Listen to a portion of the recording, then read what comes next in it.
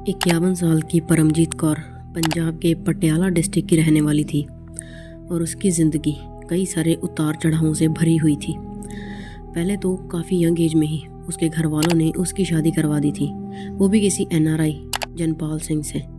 उसके घर वालों ने सोचा था कि लड़का NRI है तो परमजीत की लाइफ सेट हो जाएगी, मगर ऐसा हुआ नहीं, क्योंकि परमजीत के पति ने एक बेटे के जन्म के बाद से ही परमजीत को अबैंडन कर दिया था, उसे छोड़ दिया था और कनाडा में दूसरी शादी कर ली, वो भी उसे बिना डाइवोर्स दिए। इस मुश्किल वक्त में परमजीत के साथ सिर्फ उसका कुछ महीनों का बेटा ही था, जिसका नाम उसने गुरविंदर सिंह रखा था, जिसे लेकर वो वापस अपने मायके आ गई। परमजीत के माँ बाप की भी इतनी पहुंच नहीं थी कि वो परमजीत और उसके बेटे की देखभाल कर पाते, इसीलिए उन लोगों ने परमजीत की दोबारा शादी करवाने का फैसला कर लिया और साल 2007 में एक बार फिर से परमजीत की शादी कर दी गई, इस बार कांकला गांव के रघुवीर सिंह के साथ।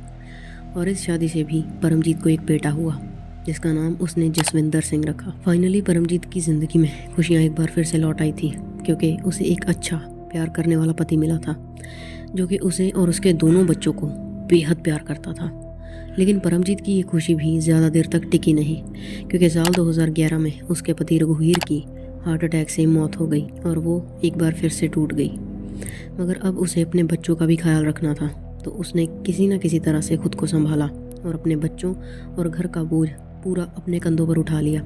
और उसने कभी भी अपने बच्चों को किसी भी चीज़ की कमी महसूस नहीं होने दी। परमजीत को अपने घर का खर्चा चलाने के लिए जितने पैसों की ज़रूरत होती थी, उसे वो अपने पति की मौत के बाद मिलने वाली पेंशन से कवर कर लेती थी और उसी से अपना घर चलाती थी। और अब उसकी ज़िंदगी का बस एक ही मकसद था, अपने बच्चों को पढ़ाना और उन्हें एक अच्छा इंसान बनाना, ताकि उन्हें कभी भी ज़िंदगी में उन मुश्किलों का सामना ना करना पड़े जो कि परमजीत ने झेली थी। और ऐसे ही साल बीतने लगे और साल आया 2023। परमजीत का बड़ा बेटा गुरविंदर सिंह अब 23 साल का हो चुका था और छोटा बेटा जसविंदर 16 साल का। परमजीत के छोटे बेटे ने हाल ही में अपनी स्कूल की एजुकेशन कंप्लीट की थी। परमजीत चाहती थी कि वो आगे भी पढ़े और कॉलेज में एडमिशन ले ले, लेकिन जसविंदर अपनी माँ की मदद करना चाहता था, उसे सुख देना चाहता था, इसीलिए उसने पढ़ाई की बजाय नौकरी करने का फैसला कर लिया और पिछले 2-4 महीनों से वो पास ही के गांव में एक फैक्ट्री में जॉब करने जाता था, जहां पर उसे ठीक ठाक सैलरी मिल जाती थी। परमजीत जसविंदर का अपने लिए ये प्यार देखकर बहुत खुश थी, लेकिन ये खुशी उसे कभी भी अपने बड़े बेटे गुरविंदर से नहीं मिली, क्योंकि कायदे से तो ये उसका हक था कि वो बाहर काम करने जाए और अपनी माँ और छोटे भाई की जिम्मेदारी उठाए। लेकिन गुरविंदर को इन सब चीज़ों में कोई इंटरेस्ट नहीं था। दरअसल काफ़ी यंग एज में ही गुरविंदर गलत लड़कों की संगत में रहने लगा था, जिस वजह से उसने स्कूल से ड्रॉप आउट ले लिया था और हमेशा उन्हीं आवारा लड़कों के साथ आवारा घूमता रहता।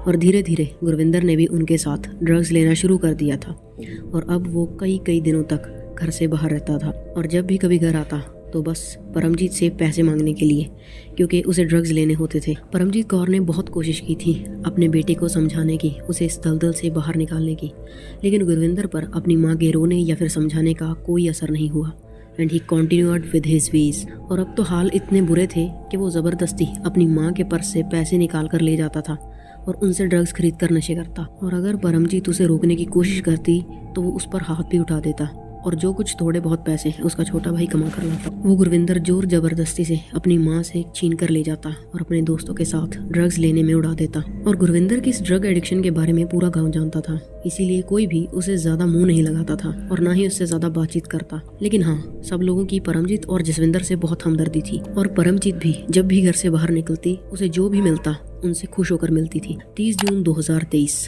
पिछले कुछ दिनों से परमजीत के आस पड़ोस के लोग धीमी आवाज में एक दूसरे से परमजीत और उसके परिवार के बारे में बातें कर रहे थे और पूरे मोहल्ले में एक बेचैनी सी फैली हुई थी, क्योंकि बात ये थी कि किसी ने भी पिछले 5 दिनों से ना तो परमजीत को घर से बाहर निकलते देखा था और ना ही उसके बेटे जसविंदर को काम पर जाते देखा था। और इससे भी अजीब बात ये थी कि परमजीत का बड़ा बेटा गुरविंदर, जो कि ज़्यादातर घर से बाहर ही रहता था, वो पिछले 5 दिनों में कई बार अपने इस घर में आता जाता दिखाई दिया था। और शाम के वक्त तो वो हर रोज काफी ज्यादा मात्रा में लकड़ियां इकट्ठी करके अपने घर पर ले जा रहा था। तो मोहल्ले वालों को ये डर सता रहा था कि कहीं उसने अपनी माँ और भाई के साथ कुछ कर ना दिया हो। और लोगों में ये डर बेवजह नहीं था। दरअसल आज से ठीक 5 दिन पहले यानी 25 जून 2023 की रात तकरीबन 9 बजे परमजीत के घर से चीखों की आवाज़ आ रही थी और जब कुछ लोगों ने परमजीत के घर का दरवाज़ा खटखटाया तो गुरविंदर ने ही वो दरवाज़ा खोला और उसने उन्हें बताया कि दरअसल उसकी माँ की तबीयत ठीक नहीं है उसे पेट में अचानक से दर्द होने लगा था, लेकिन अब सब ठीक है, मैंने उसे दवाई दे दी है। और उसकी ये बात सुनकर सभी लोग अपने अपने घरों को वापस लौट आए। लेकिन उसी रात के बाद से परमजीत और उसका बेटा गायब थे और अब गाँव वालों को उनकी चिंता हो रही थी। लेकिन किसी की भी हिम्मत नहीं हो रही थी कि वो गुरविंदर से जाकर इस बारे में सवाल करे। ये सब बातें उस पूरे मोहल्ले में चल ही रही थी कि 30 जून की शाम अचानक से सभी को एक अजीब सी स्मेल आने लगती है, जो कि पूरी तरह से अनबियरेबल थी। और जब वो लोग अपने घरों से निकल कर देखते हैं तो उन्हें दिखता है कि परमजीत के घर के पीछे वाली साइड से आग की ऊंची ऊंची लपटें उठ रही हैं। और ये देखकर वो तुरंत उसके घर में दाखिल हो जाते हैं। हालांकि घर का दरवाज़ा बंद था, मगर उन्हीं में से एक बंदे ने दीवार फांदकर बाकियों के लिए दरवाज़ा खोल दिया था। और अब जैसे ही वो लोग घर के पिछले हिस्से में पहुंचे जहां से वो लपटें उठ रही थी, तो वहां पर परमजीत का बड़ा बेटा गुरविंदर खड़ा था। और वो गाँव वालों को देखकर काफ़ी शौक में नजर आ रहा था। और उसी के पास एक खाद वाली बोरी पड़ी थी और वो उसी में से कुछ निकाल कर वहाँ जला रहा था। मगर उसने गलती ये कर दी थी कि उसने केरोसिन का तेल कुछ ज़्यादा ही डाल दिया था और इसी वजह से आग इतनी ज़्यादा भड़क गई थी। अब खैर, इससे पहले कि गाँव वाले उससे कुछ पूछ पाते, उसने वो खाद वाली बोरी वहीं छोड़ी और तुरंत वहाँ से भाग निकला। ये देखकर गाँव वालों को थोड़ा अजीब लगा और जब उनमें से एक शख्स ने उस बोरी में झांक कर देखा तो वो ज़ोर से चिल्लाया, क्योंकि उसके अंदर इंसानी शरीर के अंग थे, वो भी कई टुकड़ों में कटे हुए। और जहाँ पर वो बोरी पड़ी थी वहाँ नीचे फर्श पर भी बहुत सारा खून सूख कर जमा हुआ था। ये देखकर उन लोगों ने तुरंत पुलिस को इन्फॉर्म कर दिया और उन्हें इस पूरे इंसिडेंट की जानकारी दे दी कि कैसे पिछले कुछ दिनों से इस घर में रहने वाले माँ बेटा गायब हैं और अब उनका बड़ा बेटा भी घर से भाग चुका है। पुलिस तभी मौके पर पहुंचकर उन बॉडी पार्ट्स को फोरेंसिक्स के लिए भिजवा देती है और अगले कुछ ही घंटों में वो लोग अपने सोर्सेज की मदद से गुरविंदर को भी अरेस्ट कर लेते हैं।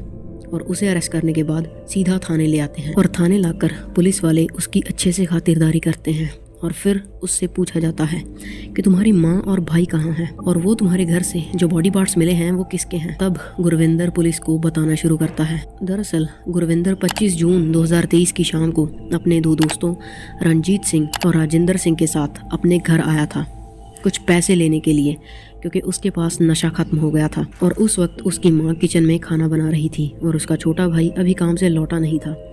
घर में जाते ही उसने अपनी माँ से पैसे मांगना शुरू कर दिया और ज़बरदस्ती घर में यहाँ वहाँ पैसे ढूंढने लगा, मगर उसकी माँ ने उसे स्ट्रिक्टली पैसे देने से मना कर दिया। एंड इतना ही नहीं, बल्कि उसने उसे उसके दोस्तों के सामने अभी के अभी घर से निकलने के लिए भी कह दिया।